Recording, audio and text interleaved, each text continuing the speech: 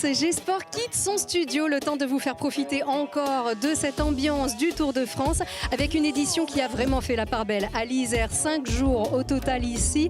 Alors ce n'est pas une grande fête populaire, encore que les spectateurs sont ici, ils sont au bord des routes, mais dans le contexte sanitaire qu'on connaît, il est difficile d'approcher les coureurs, voire impossible. Alors comme G-Sport est l'émission qui donne la parole aux athlètes, aux coureurs, on est allé chercher deux gloires du cyclisme. Bernard Thévenet, double vainqueur du Tour de France, ici en quatorzaine, et Thomas Voeckler. À tout de suite.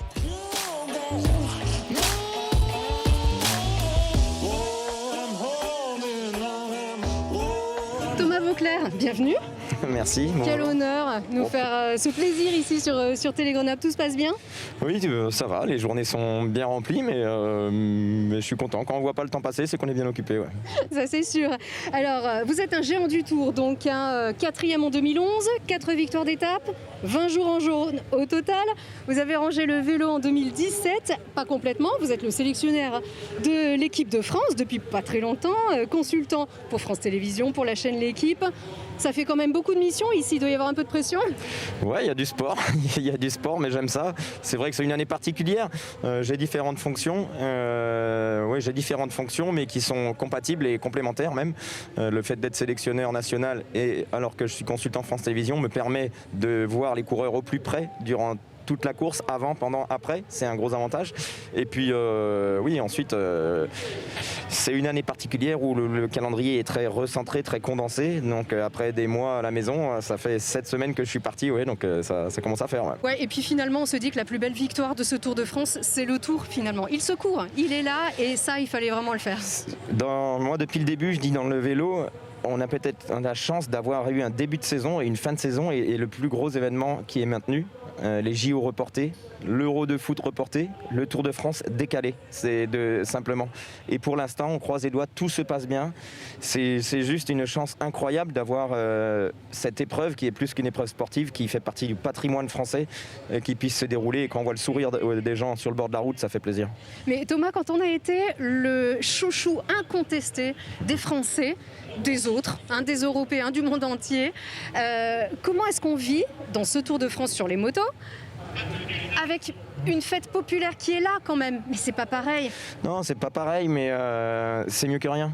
Et il vaut mieux un Tour de France avec un peu moins de public parce que déjà il y a des mesures sanitaires et de toute façon c'est la rentrée, donc c'est pas le Tour de France historiquement, c'est les vacances, c'est un parfum le mois de juillet, c'est les vacances, c'est tout le monde voilà. On dirait, il fait chaud quand même. Au niveau de la météo, on n'est pas déçus. Non, mais c'est particulier. Moi je le vis, je l'apprécie, et toujours avec une pointe de nostalgie quand je vois les coureurs parce que la vie d'avant, quand on arrête une carrière de haut niveau, on retrouve jamais ce sentiment de compétition qu'on a pu avoir avant. C'est vrai, on dit toujours c'est une petite mort de raccrocher le vélo. Le fait de rester ici comme ça et d'être aussi débordé d'ailleurs dans cette course finalement, c'est ce qui permet de faire passer la pilule alors.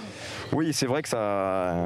Avec les compétences, il faut quand même le souligner. Ouais, les compétences, ça je sais pas, mais ce qui est sûr c'est que d'être sur le terrain dans l'action, ça me plaît beaucoup. Oui. On parle de nostalgie, alors moi je vous ai vu, c'était juste ici, arrivé en 2011 du contre-la-montre, c'était la dernière étape d'un Tour de France, donc quatrième, génial, mais une petite pointe d'amertume quand même parce qu'il n'y avait pas de podium. Franchement, je préfère faire quatrième en ayant porté le maillot jaune 10 jours que de faire deuxième ou troisième sans l'avoir porté. Sans les 2-3 bêtises stratégiques que j'ai faites durant ce tour, j'aurais pu faire deuxième, mais justement avec ce contre-la-montre tracé autour de Grenoble où on montait vers Champs-Rousse, si ma mémoire est bonne, Cadel Evans qui gagne le tour ce jour-là était supérieur à moi au contre-la-montre, donc j'ai un petit regret parce que j'aurais pu faire deuxième, mais je préfère avoir un regret en me disant que j'aurais pu faire deux que me dire si j'avais pas fait attaquer ou tel truc j'aurais pu gagner, là j'aurais peut-être toujours pas digéré. Ouais. On sent Grenoble, vous vous en souvenez en tout cas, donc qu'est-ce qui fait qu'un coureur va se souvenir d'un endroit parce que vous allez partout, qu'est-ce qui fait que finalement on va s'en souvenir?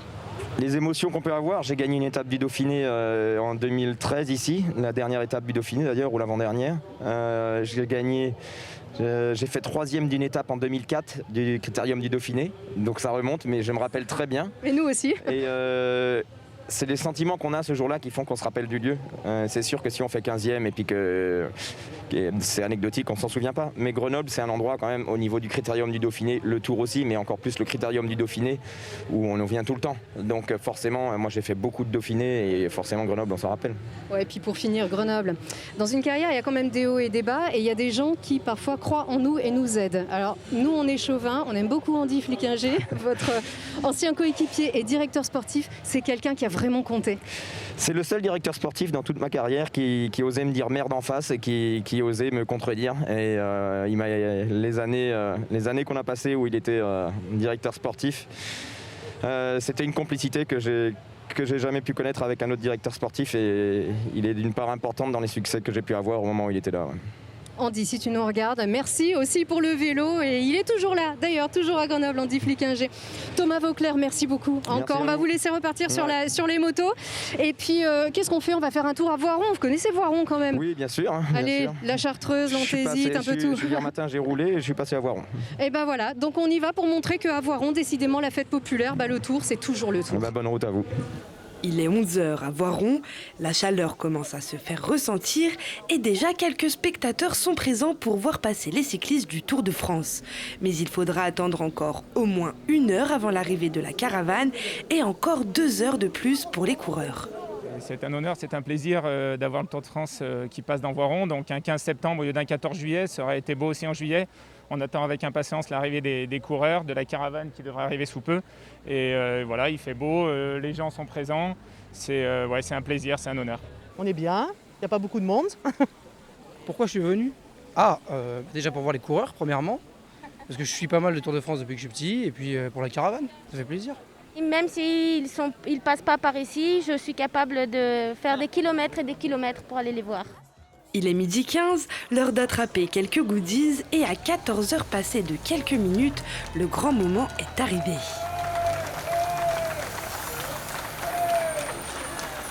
Et pendant quelques secondes, les téléspectateurs de la seconde chaîne française n'ont eu Dieu que pour Voiron et son emblématique église Saint-Bruno. Pourquoi est-ce qu'on l'a appelée Saint-Bruno, cette église? Eh bien parce qu'elle a été financée par les Chartreux. Je suis très contente que le Tour repasse à Voiron, parce qu'il était passé en 2012, la dernière fois, de l'entresens. Et je suis très fière qu'il passe par notre ville. Et après avoir traversé la ville d'est en ouest, les coureurs sont arrivés à Villard-de-Lans 133 km plus tard. Et donc, vous voyez, à Grenoble comme à Voiron, la fête est là, le monde est là aussi. Ça va les cochonous? Oui, ça va au top, merci. Ça, c'est vraiment... maintenant, c'est le bob. On a tous connu la casquette aussi. C'est vraiment l'ambiance de la caravane. Vous en avez bien profité? Ouais, c'était top, c'était top. On a eu du saucisson, c'était bien. On s'est battu pour avoir des trucs aussi. C'est sûr qu'il faut se battre. Après, c'est vrai que c'est des légendes du Tour de France quand même que vous avez là. Qu'est-ce que vous venez voir ici? C'est les coureurs, c'est une ambiance, c'est l'événement, le Tour à Grenoble? Ouais, l'ambiance, les coureurs, un peu tout. Ouais. Voilà. Les goodies, les caravanes, l'ambiance, ouais. Parce que le Tour de France reste le Tour de France en fait. Oui, c'est ça. Après, nous, on regarde beaucoup pour les coureurs. Et l'ambiance, c'est très agréable aussi, c'est très, très marrant de voir les... On aime bien faire coucou à toutes les voitures. Et votre chouchou, c'est qui alors? Moi, c'était Julien Alaphilippe, mais c'est toujours mon chouchou. Mais bon, je suis pas sûre qu'il va gagner un moment. Et toi? Moi, j'aime beaucoup Nairo Quintana et en français, Pierre Roland. Ah, c'est sûr, faut rester un peu chauvin quand même. Voilà, c'est ça. Ah ouais. Donc... Et 3 jours en Isère quand même, c'est une chance géniale. C'est trop bien, on est trop contente. Vous êtes allé aussi à d'autres endroits? Non, parce qu'on avait cours malheureusement. C'est septembre, hein. C'est ça, tant pis. On y serait allé par contre. En tout cas, vous savez qu'il y a aussi une personne pour qui les étapes du Tour en Isère n'ont aucun secret. Il s'appelle Yves Perret, c'est une encyclopédie du cyclisme. Il sort justement un ouvrage dédié aux étapes du Tour en Isère. Le but, c'était de profiter de la présence du Tour 3 jours dans notre département pour raconter une histoire. Mais pas seulement raconter l'histoire sportive du Tour depuis 1905 jusqu'à nos jours, mais d'essayer d'aller puiser sur les petites histoires du Tour, qu'elles soient culturelles, qu'elles soient gastronomiques, qu'elles soient géographiques. Donc c'est un ouvrage qui permet de vagabonder et de partir de 1905 jusqu'à aujourd'hui et de redécouvrir ce que le Tour dans notre département. Le Tour, bien entendu, si le Tour de France en Isère, si on prend au premier degré, les gens vont vous dire l'Alpe d'Huez, vont vous dire Grenoble, mais le Tour en Isère, c'est à la fois des lieux, des cols, des anecdotes, il y a beaucoup de choses, et puis après il y a des gens. Et on a essayé de mettre en avant aussi tous les Isérois qui ont participé au Tour de France, avec des belles histoires. Celle de Bernard Gauthier et d'Émile Baffert, qui ont été compagnons d'infortune dans un train qui les emmenait vers les camps de la mort, qui se sont échappés ensemble, qui ont été coureurs professionnels ensemble et qui, la même année, l'un a gagné la dernière étape du Tour, l'autre a porté le maillot jaune. Donc c'est aussi ces histoires-là et c'est des gens qu'on a voulu mettre en avant dans ce livre.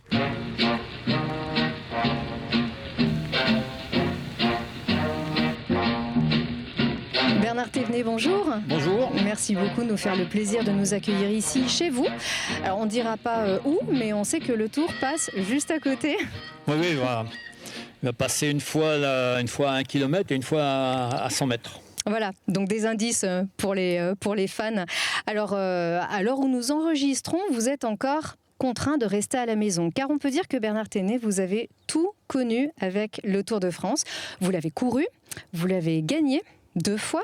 Vous avez été d'ailleurs le premier à recevoir le maillot jaune sur les Champs-Élysées des mains du président de la République. Vous avez été aussi le premier à battre Eddy Merckx, puisque ça, il fallait aussi le faire. Et vous voici contraint de rester chez vous, décidément. On n'est jamais à l'abri de ces surprises avec le Tour. Cette année, on savait que ça allait être une année particulière. On savait que le problème du Covid allait être omniprésent, que donc on allait obligé de s'y soumettre. On pensait que, tant que c'est dans le mois de septembre, qu'il ferait peut-être un petit peu moins chaud qu'en juillet. Ben, en réalité, il fait presque aussi chaud. Moi, je suis dans une voiture je fais les relations publiques et je suis très très souvent aux côtés de Christian Prudhomme. Et donc, on m'a déclaré cas contact, je crois que ça s'appelle comme ça. C'est ça, oui.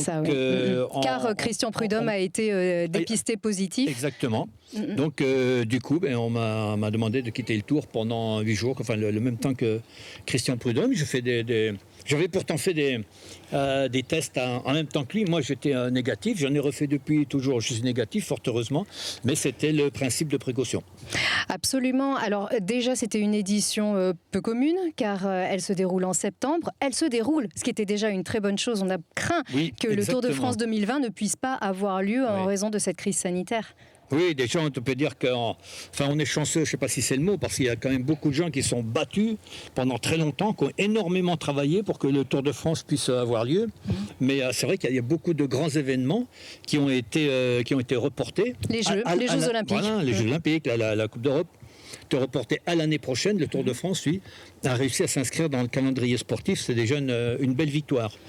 Alors, qu'est-ce que ça fait quand même quand on suit le Tour de France et qu'il y a très peu de monde sur les routes ? En réalité, les premiers jours, peut-être qu'il y avait un peu moins de monde les premiers jours parce que ça avait été tellement annoncé que c'était à huis clos que les gens n'osaient pas venir. Mais bon, après, au bout de 2 jours, il y avait beaucoup de monde au bord de la route. On savait très bien qu'il y aurait moins de monde en juillet en septembre qu'en juillet. Ça, c'était clair.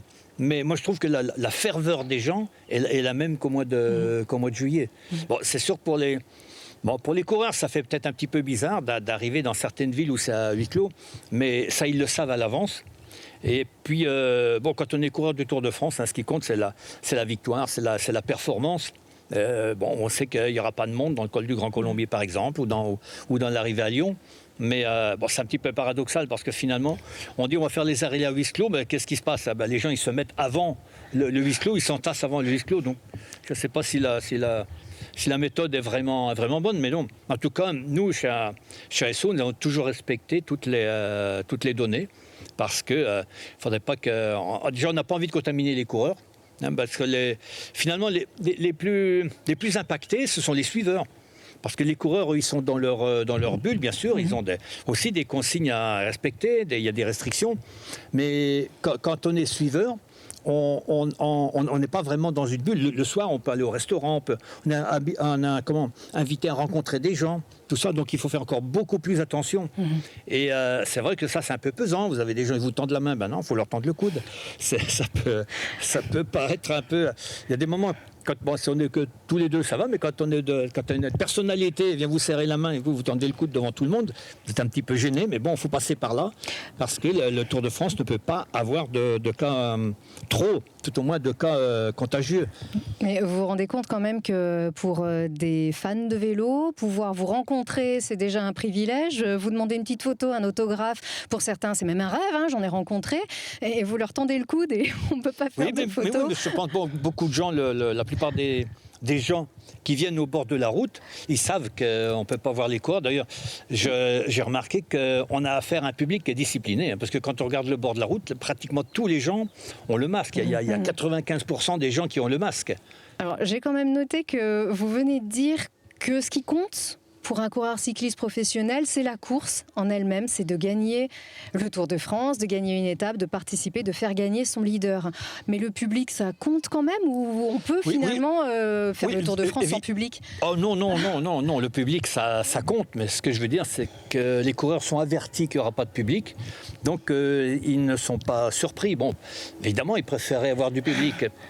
Les premiers encore pas trop, parce qu'ils se battent vraiment dans un objectif, ils sont concentrés sur leur course, mais quand on est dans les derniers, on est content quand même d'être un peu encouragé, hein. Parce que là, monter à 10-15 km sans un seul encouragement, quand on se bat juste pour ne pas être éliminé, c'est très très dur. Là par contre, oui, ça change énormément, oui, pour cela. Alors le Tour de France, vous l'avez fait, vous l'avez gagné, vous y avez longtemps participé, accompagné, vous êtes ambassadeur à Esso, ça fait partie des plus grands temps forts de votre année, et apprendre que finalement vous devez rentrer à la maison, ce qui est très bien, la famille est là, on profite aussi de vous voir, mais tout de même ça a dû vous faire quelque chose? Oui, bien sûr, oui. Oui, on a l'impression d'abandonner. Et sur le coup, ça fait mal quand même. Hein. C'est vrai? Ça vous a fait ça comme lorsque vous étiez coureur finalement, de lâcher Un peu, oui. Comme un abandon dans une course, un peu. Hein. Parce qu'on est tellement imbriqué dans cette épreuve que si on s'en va avant la fin, on a vraiment l'impression que, qu'on a fait quelque chose, qu'on a mal fait quelque chose et que finalement on est obligé d'abandonner. Donc c'est vrai que ça fait très très mal. Mais bon, je vais revenir, mais c'est vrai que cette année, on savait aussi que ça allait être compliqué. Mais bon, pour définir le tout, j'ai connu le tour 98 qui avait failli pas aller jusqu'au bout.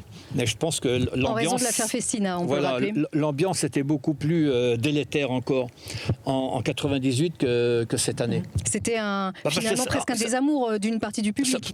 Ça nous était tombé comme ça dessus d'un seul coup.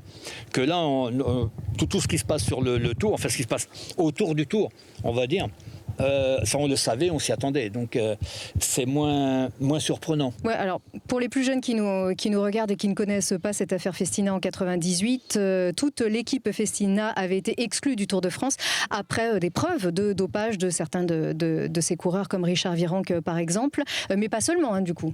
Non, il y avait des équipes qui voulaient quitter le Tour, l'ambiance était très mauvaise. Très mauvaise et parmi les coureurs et parmi les suiveurs. Donc c'est vrai que ça avait été un tour qui avait été beaucoup moins intéressant, beaucoup plus compliqué à suivre que cette année. Cette année à côté c'est rien parce qu'il y a les coureurs, il y a l'ambiance, il y a le public, un peu moins nombreux c'est vrai. Mais ça reste encore quand même le Tour de France et puis on a quand même plus de chances d'aller jusqu'à la fin maintenant. Oui, on est forcément un peu déçu parce qu'on est chauvin, parce qu'on aime le vélo et parce que 3 jours en Isère c'était du bonheur pur de pouvoir essayer d'approcher les coureurs, de participer à cette ambiance de départ à Grenoble. On peut comprendre quand même un petit peu cette amertume en tout cas de notre côté. Oui, mais le Tour de France c'est pas seulement c'est pas seulement ce qui se passe autour du Tour de France. Hein, il faut quand même pas oublier c'est retransmis dans 190 pays. Et donc il y a 190 pays qui verront des images de l'Isère. Donc il y aura peut-être un petit peu moins de spectateurs, mais apparemment il y a encore plus de téléspectateurs que les autres années. Évidemment, notamment en Slovénie, ils ont doublé ils ont doublé l'audience en Slovénie. C'est sûr, ils gagnent le maillot jaune, ils gagnent les étapes. Oui, mais il y a beaucoup de pays où ils ont augmenté de 10 ou 15%. Donc il y aura c'est tout bénef quand même pour le Tour de France finalement. C'est tout bénef pour l'Isère, surtout pour le département d'Isère, parce qu'il sera beaucoup plus sera beaucoup plus connu qu'auparavant. Bon, alors je remarque qu'il y a beaucoup de mouches aussi chez vous, enfin comme partout en Isère. Il y a quelques moustiques, on essaye de résister quand même. Il y a un chien qui veut jouer avec nous aussi depuis tout à l'heure. C'est sympathique, on est en septembre, on craignait qu'il y ait moins de monde. Finalement, il y a du monde, mais il y a aussi beaucoup de chaleur. Alors quand on pensait qu'il ferait beaucoup plus frais, pas du tout. Oui, on pensait que certains coureurs seraient désavantagés parce qu'il ferait beaucoup moins chaud qu'au mois de juillet. Ben, finalement, on a la même température. Donc de ce côté-là, on s'était largement trompé. Il fait chaud et humide et les mouches se régalent avec nous, ça c'est sûr. Qu'est-ce que vous en espérez de ce tour? On a été très triste de l'abandon de Romain Bardet qui était tout près du podium. Qu'est-ce que vous en espérez sur les Champs-Élysées? Franchement, j'en espère une prise de conscience des équipes parce qu'il y a quand même quelque chose qui me choque, c'est le nombre de chutes. C'est incroyable, il y a un problème là quand même, parce qu'il y a beaucoup de chutes qui se produisent à des moments où ça n'est pas dangereux. On a vu l'autre jour, là, Higuita qui est tombé parce qu'un coureur a fait un écart, ce qui est inadmissible. Donc je ne sais pas, mais là il faut absolument que les équipes fassent quelque chose pour peut-être que les coureurs fassent un peu plus de courses. C'est vrai qu'on le pressentait qu'il y aurait des chutes parce que les coureurs sont restés pendant très longtemps sans courir en peloton. Et c'est quand même une habitude, courir en peloton.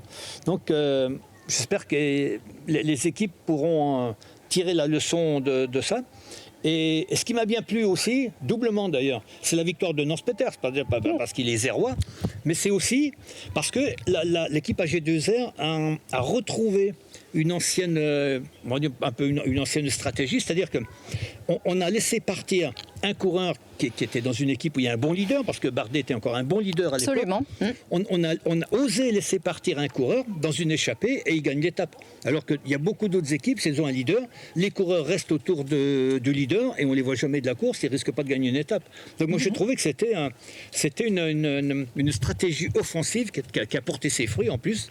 Et j'espère qu'elle va se renouveler par la suite, que les autres équipes comprendront que finalement, c'est peut-être pas la bonne solution de mettre les 7 coureurs autour du leader. Il faut peut-être en laisser quelques-uns comme ça, aller de l'avant et pouvoir s'exprimer. Alors où nous enregistrons, vous vous préparez à retrouver le Tour et donc à vous remettre tout de suite dans cette ambiance. Je ne sais pas si elle vous avait manqué, vous qui avez été en quatorzaine pendant 7 jours ici chez vous. C'est toujours cette excitation? Oui, toujours. Oui, je suis vraiment très très heureux de retrouver cette ambiance, retrouver les gens du Tour, revoir les coureurs, même si on les voit de loin, parce qu'il y a une certaine distanciation à maintenir. Et puis surtout, on ne voudrait surtout pas contaminer les coureurs, parce qu'on ne sait jamais. Donc on les laisse bien tranquilles, laisse bien entre eux, pour qu'il n'y ait pas de problème, qu'ils puissent tous terminer le Tour. Et puis, quand le Tour sera fini, il y aura un vainqueur, il y aura des coureurs qui auront remporté des étapes. Et l'an prochain, ou dans 2 ans, ou dans 10 ans, on ne parlera pas que c'était le Tour de 2020, le Tour du Covid ou quoi que ce soit. Le vainqueur sera au palmarès. Ceux qui auront gagné une étape seront vainqueurs d'une étape du Tour, et point final. Donc il n'y a pas de diminution de l'intérêt du Tour, il n'y a pas de diminution du mérite ou de la valeur des étapes du Tour de cette année.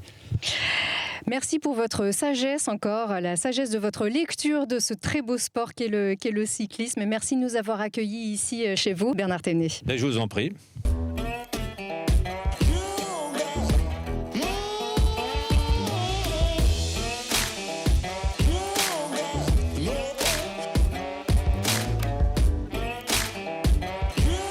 Ça y est, on vous a fait profiter de cette ambiance unique du Tour de France. On garde le masque, c'est obligatoire au bord des routes. On espère que vous avez pris beaucoup de plaisir à redécouvrir cette course dans un contexte particulier, mais la fête est toujours là. Au revoir.